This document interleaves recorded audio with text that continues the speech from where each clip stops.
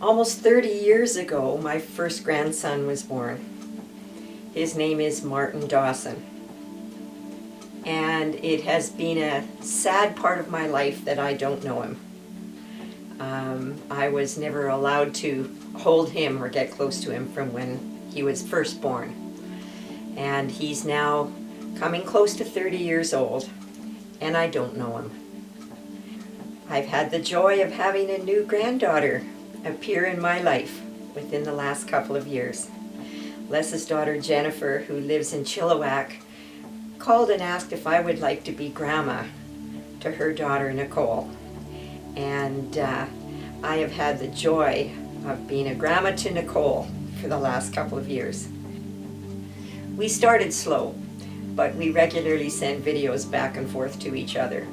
And it's lovely to come home and open my computer and there's a little video from Nicole going, "Hi Grandma Sandy, this is what I was doing today." So Nicole has become a real joy in my life, and I feel very, very grateful to have her as my third grandchild that I know and can enjoy these days. My life was affected by Les Campbell, my husband, long before I ever met him. When I was in that seeker mode, wondering what was true and looking for truth everywhere, my first husband and I used to listen to a program on the radio every Sunday night. It was called Perspective, and it was a phone-in talk show where they spoke and it took calls every Sunday night. People with questions about faith, and they were really interesting because no question was off limits. And it definitely spoke to me on my journey. I found out after we were married that Les was one of the hosts of that program, so it's kind of interesting that his influence in my life goes back that far. So that was kind of before I knew him one-to-one as a person, which is kind of interesting. One of my brothers came from Edmonton and wanted to get married in my backyard, and our regular pastor wasn't available, and he said, "Why don't you ask Les Campbell?" So I asked him, didn't really know him.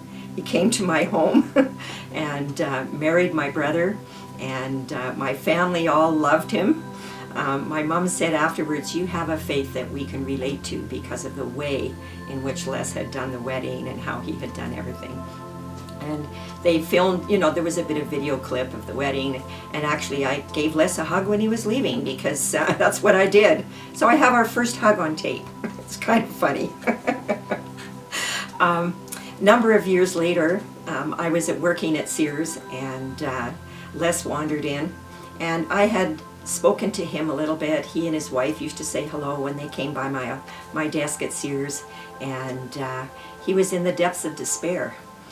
His first wife had early onset Alzheimer's, and she had gone into a home at the age of 59, and he was really, really struggling. And we stood and we talked for about 20 minutes when he came into the store. And it was just a very deep conversation that went to areas that really mattered in his life. And so he left, and a few weeks later, I was at the back of the store putting a parcel in the employee checkout, and he was dropping something off at customer service. And we chatted again, and I said to him, "I think we need to go for lunch or something because I've been through some things that I think would be very helpful to you." So we arranged to go for lunch, and he insisted on paying because he's old country Irishman, gentleman, that's what you do. He insisted on praying for lunch because he was a pastor, and we immediately went to very deep spiritual places in our conversation, and places that really mattered about life. And I found that a lot of experiences that I'd had with heartbreak and loss, having a God complex, thinking I could control everything and needed to be everywhere doing everything, a lot of the things like that I had happened in my life, they were things that he needed to hear. And I think maybe because of my dad's prestigious position in work, I never treated anybody like they were any different. He wasn't on any pedestal. He was just a person. And so after that, we started to meet for coffee. And now and again, coffee or lunch. We would always go to deep spiritual places, emotional things, talk about things that mattered. And I was remembering one day when we were having coffee, a lady came up to the table and said, "I just want you to know, I can't believe how much I'm enjoying overhearing your conversation because it is so rich and so meaningful." That was kind of an interesting thing. So anyway, that's where our friendship began. Because of our age difference and other circumstances in our life, there was absolutely no thought of anything other than just a nurturing friendship, and that's kind of where it went. But I look back and I can see how deeply emotional and spiritual it was from the time we first met. And so a few years later, or a couple of years later, when I found myself on my own, our relationship very quickly began to change. Kind of surprised at both. I think I call it surprised by joy, because both of us had had some challenges in our life and had not had that burst of joy that's so much part of what we want in life for a long time. We knew the timing was wrong, and so I moved to Edmonton, moved in with my parents, and Sears gave me a job in Edmonton. I worked there, and we continued to be in touch. And when Les's wife passed away, we were married less than 6 months later. And it was just something that we both kind of knew is where things were going. And so we were married in Edmonton. We were both very grateful to have all of our kids there. Les's son Ian married us, and my sister stood up for me, and it was just a beautiful and wonderful occasion. Les's 2 daughters sang at the wedding, which was really nice too. And we went on our honeymoon, and we used points and timeshares and ended up in Spain. We flew to England, Gibraltar, rented a car, and ended up on the Spanish Riviera in the middle of December on our honeymoon. And it was just an amazing, amazing time. Like, we never stopped talking from morning till night. We walked, and we just went everywhere. We went up to a little village in the mountains and took a little cart ride pulled by a little donkey, and saw all the sights. And we went up Gibraltar in a minivan on roads like this and fed the monkeys. I actually have a picture of Les with one on his head, and saw everything and all the things that Gibraltar had to offer. But it was just a very, very beautiful time. And when we came back to Edmonton, because that's where I was living.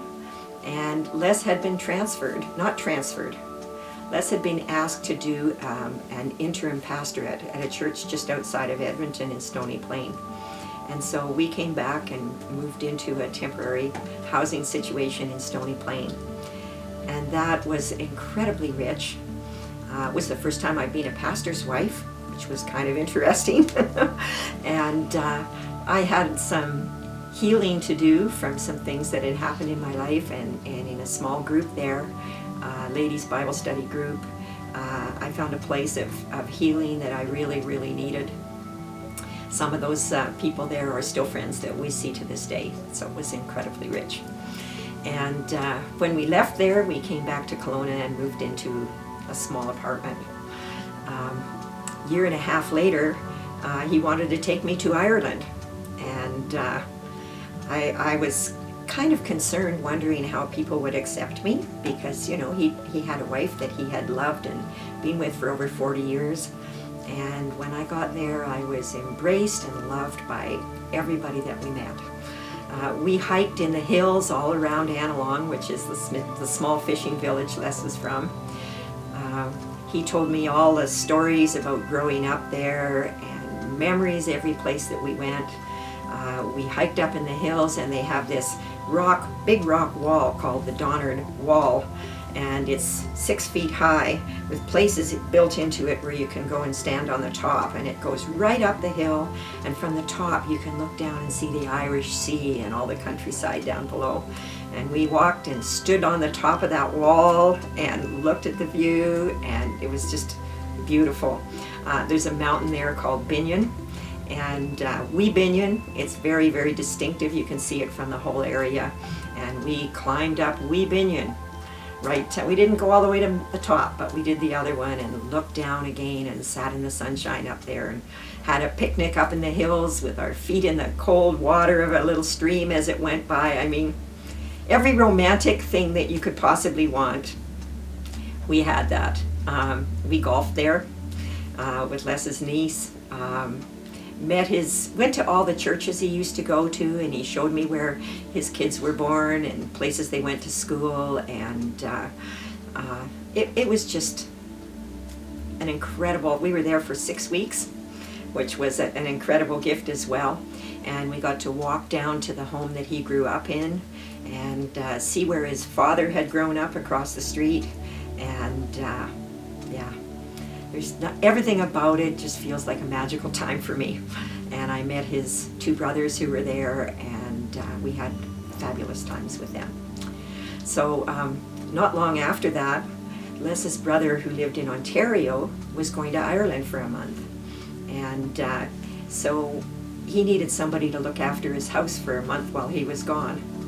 Air-conditioned house with a swimming pool. So we offered. But in those days with air miles, you could have a stopover.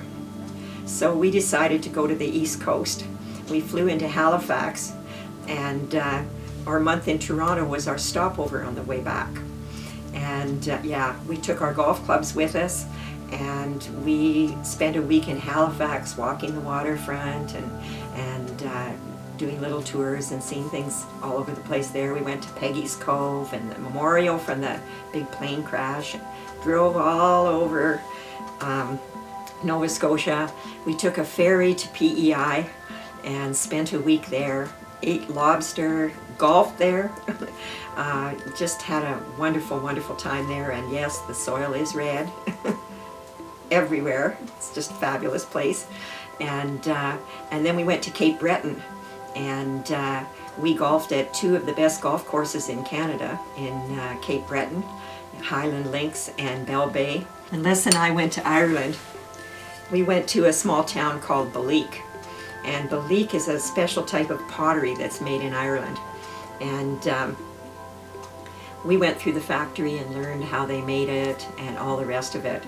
And one Les's brothers gave us 2 pieces of Balleek as wedding gifts before we left to come back to Canada. So this little Irish house with Balleek is kind of something special that when I don't have my Christmas decorations up is part of, we went out on a schooner out at Baddeck, and there's a picture we have of us on the front of the schooner trying to recreate that one from, what is it, Titanic? I was terrified, but we did it anyway.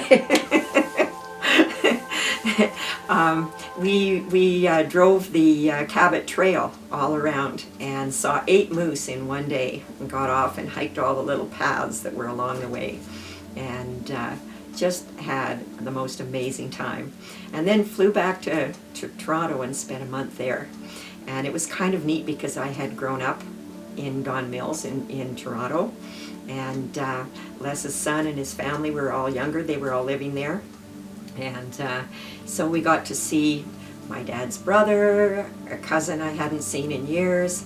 We went to Niagara Falls and went on the Maid of the Mist, and that was just one of the most powerful experiences of life, to be down there. And we were standing on the top of the boat right at the front, and when that wall of water hit us as we went in, and I just was like in awe of that. It was another one of those God moments, in nature. So we just had a wonderful time in Ontario when we were there. Flew back and then moved back to Kelowna. Was interesting when he was at Grace Baptist for a year. I I was the pastor's wife and had that role for a whole year. And I felt like it was something that God had been preparing me for my whole life. I just loved the people, and I worked hard at getting to know names, and in 3 months I was pretty comfortable with most of the names. I led a ladies' Bible study there, and some of the ladies who had never been praying out loud in their life, in 3 months we were all praying out loud, and really had wonderful times with them. These are still some of the most precious people in my life from that year. So it was fabulous, and it just felt like everywhere we went and everything we did was magical. We would drive to Edmonton to see my family, and just never stopped talking the whole time. My family, when they met Les, they accepted him and they loved him. And he became an accepted member of my family very quickly after we were married. And yeah, my parents really looked forward to the times that we came. One of the first things Les gave me was a tear bottle. His son Ian had been to Israel, and he brought him back 5 of these. And they are part of the Jewish culture, that when somebody dies, you weep into the bottle and the tears go with them.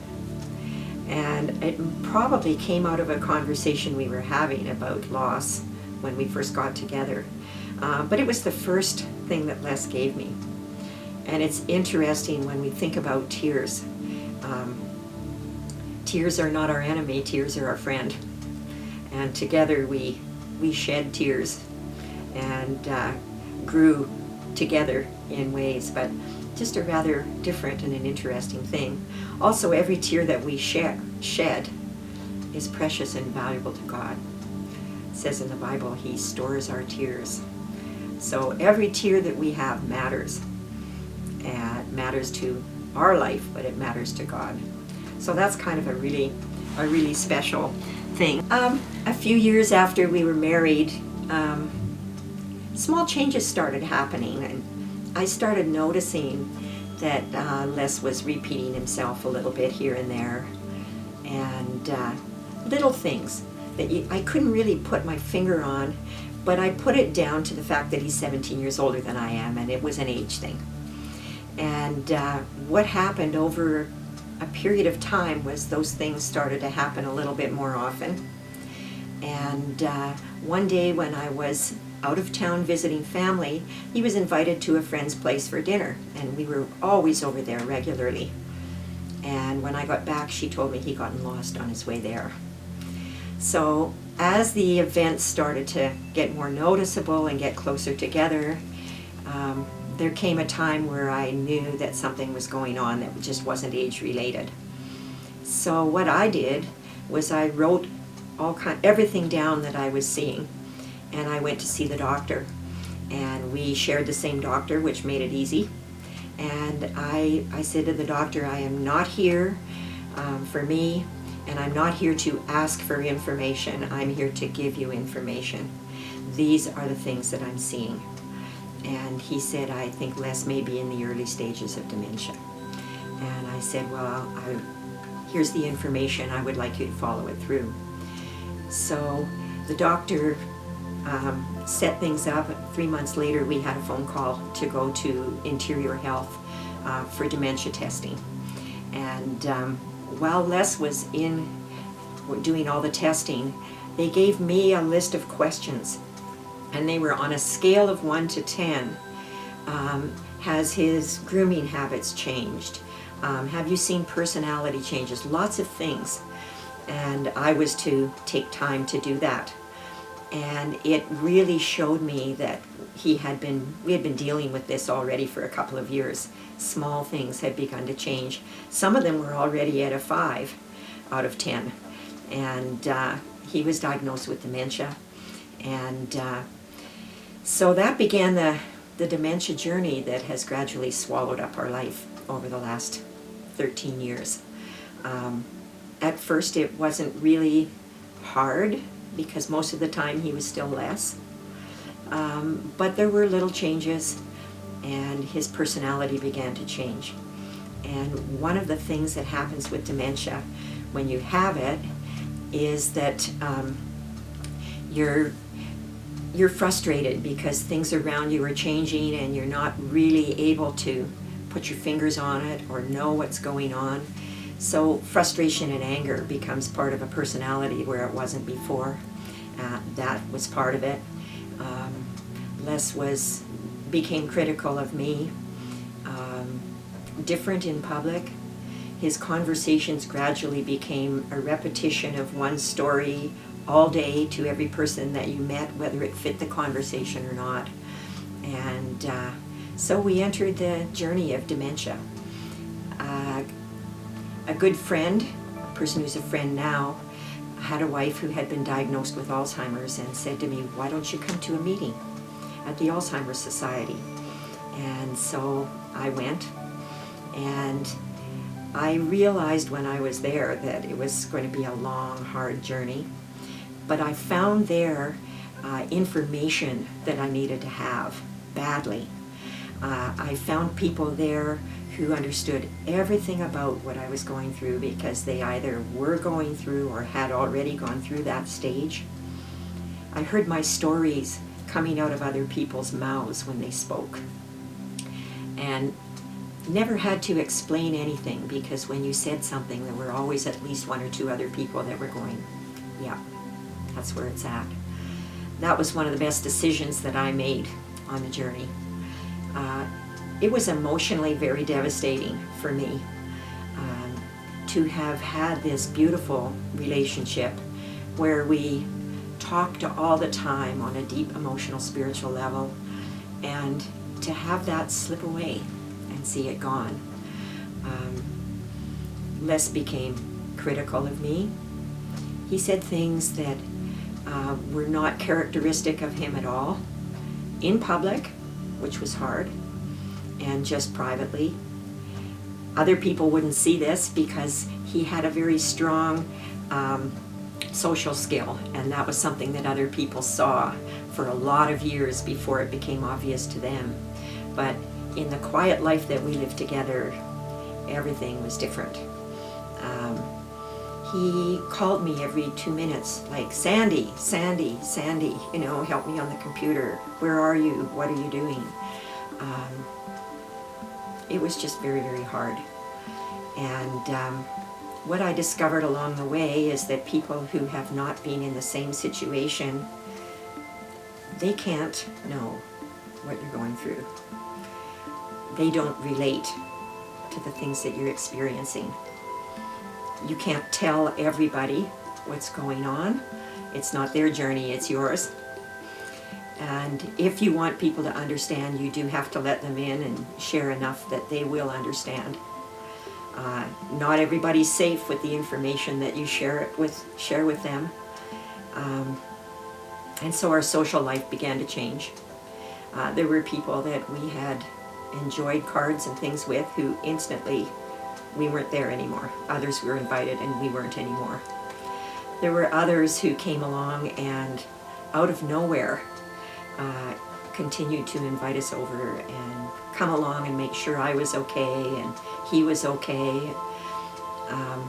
I have close friends, and one of my close friends treated him exactly like he was her father. And she was there for me in ways that you couldn't even ask anybody to be. She would show up and say, "I think you need a break. I'm going to take him out for coffee and scones today, and you take 2 hours and have those to yourself." I was in an emotional free fall, really, really finding it hard. And it was the prayers and support of friends that really kept me going in those days. Hard to explain the journey, but I feel like God gave me a picture that explains the dementia journey really well. It's like you're going along in your life and everything is good and happy and wonderful, and then this little bloop appears of behavior that you kind of go, you don't even really notice at first. And then it happens again and gradually gets bigger, like those repetitive stories and forgetting where he drives and things like that. And over time, those bloops become bigger and they get closer together. And somewhere when that's happening, you know that it's not just age, and you have to deal with it. And they continue to get bigger and bigger and bigger. And the last many, many years with Les at home, and since he's been in care, we've been living in those that became the big bubble that dominates our life. While that was happening, the person who Les was has gotten smaller and smaller and farther apart. So it's like the dementia and my husband changed places. And now when he's in care, I go and I hope for those little windows that open where he's still there, and I'm blessed to still have them. One of the big lessons I learned along the way was that it's my journey. It's Les's journey.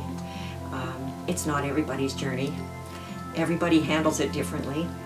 And I have always at our meetings been one of the strongest people to say, you have to let people decide who they are and how they want to be in the journey or not. They're not accountable to you. They will make their own decisions.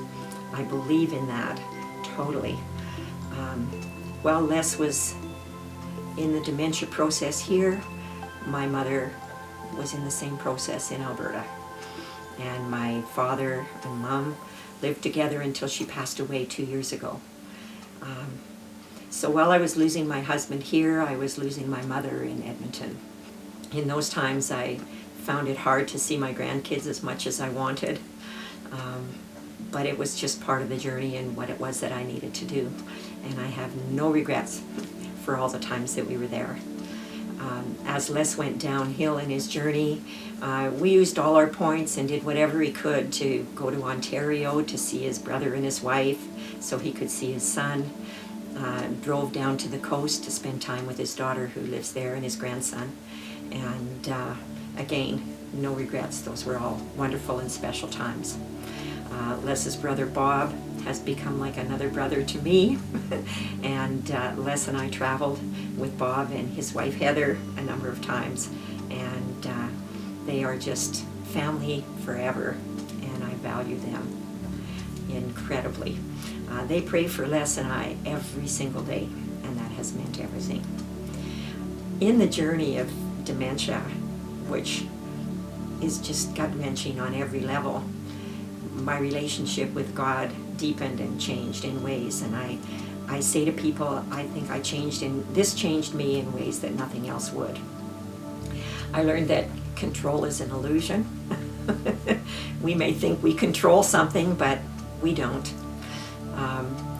I learned that when I have absolutely nothing to give, I can still give. And a new spiritual principle in my life emerged from that. I came to a place where I had no strength left. I was just a wreck, and a number of times I was really close to being over the line, not making it. And I remember going into the kitchen one day, and Les had been hard on me. I went around the corner and into the kitchen, and I just said the name of Jesus. And I had this warm presence just come and surround me and envelop me. That was him. I know it was him. And I remember I said out loud, I'll do this for you. And that, as a foundation for our whole life together and for our walk together, has changed everything. It's the last gift that Les gave me. It was earlier in the dementia journey, and we were short of money because the dementia journey altered all of that as well and made some huge divots in that. So I said to Les, go and buy me a little butterfly pin or something like that, and don't spend more than $30. So he went down the mall, came back very happy with himself, and we went to his daughter's place for Christmas, and on Christmas Day I opened my little package and it was a bottle of jewelry cleaner. And he said, where's the gift I bought you? And I don't know. So we got back to Kelowna, and he every now and again he'd say, where's where's that gift I bought you? And I go, I don't know. I went back to the jewelry store. He hadn't left it there. In January, I got a bill for $150, and still no sign of whatever it was he had bought me for Christmas. So many months went by, and in September, I was going through his clothes, getting them ready for winter, and in one of the pockets was a little box, and in the box was this beautiful butterfly pin. Financially, it was very devastating, but it was a gift of love, and it's very precious to me. But that's part of the dementia journey too, is the whole mishandling of money and income and the challenges that go with that. We have been provided for in ways beyond anything I could ever expect, and that's another dimension of the spiritual journey. So I knew a few years ago that I was going to have to be putting less in care, and it's something that is really hard to face. It's one of the journeys in life that is the whole dementia journey is guilt-ridden. If other people aren't putting guilt on you, you're putting it on yourself, because it doesn't feel like anything you do is quite enough or lasting. Things change every 5 minutes. And Les told me that when he put his first wife into care, he felt like he'd walked away from all his marital vows. And it was only later, when he looked back, that he realized that he was honoring his marital vows by placing her where she could get better care than he could give her. In telling me that and sharing me with that early in our friendship, it helped me a whole lot with the guilt and the decision of placing him in care. I knew that it was coming, and so in September, 3 years ago, I placed him on a list. And at that time, it meant that if they called and said there was a place anywhere between Summerland and Winfield, I had to say yes to that place, or it indicated that I really wasn't that much in need. And I had to wait to get him into the place that we would want him to be in. Things that he shared with me really helped me to not get swallowed up with guilt, and to see that placing him in care was an act of love, not an act of abandonment. It really made a difference for me in my journey. I think placing Les in care was probably one of the hardest things I've ever done in life. The whole dementia journey is one of the hardest things in my whole life. Anyway, I listed him for care in September and came back from Edmonton in January an absolute mess. And picked him up from respite. He wasn't sleeping at night, and I knew that I was done. I just couldn't do it anymore. So I made the call and I said, I'm done. Can't do this anymore. And they said, fine. And a few days later, they had a place for him at David Lloyd Jones, the oldest seniors home in Kelowna. And so I took him there and left him there.